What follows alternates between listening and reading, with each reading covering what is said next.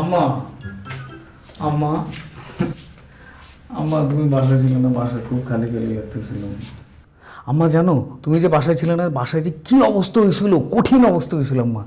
থাক, আমার জানারও দরকার নাই, শোনারও দরকার নাই। এখন আমি কি কইতেছি এটা তুই শোন। আমি অনেক চিন্তা ভাবনা করে দেখছি, তোরে দিয়ে ব্যবসা হবে না। ব্যবসা হবে না মানে এই কথাটা ঠিক না, তুই ব্যবসা শিখলে পরে তো ব্যবসা হবেই।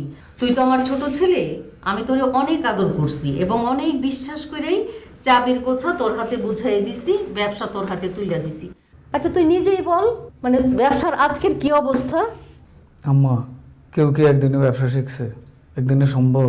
একদিনে তো ব্যবসা শেখা সম্ভব না।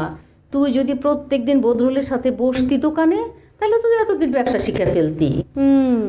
তুই এখন ওই কালকে সকালে বদরুলের চাবি বুঝাই দিবি আর বদরুলের সাথে দোকানে বসবি, তারপরে তুই দেখবি যে তুই ব্যবসা শিখে গেছো। আমি তোমার বলার পিছনে হুজুর হুজুর করতে পারবো না। এই, এটা কি তোর আমি কইতেছি? এটা কইতেছি না, এইটা আমার আদেশ। তুই কালকে সকাল 9টার মধ্যে বদরুলের হাতে দোকানের সমস্ত চাবি বুঝাই দিবি। যা এখন, যা।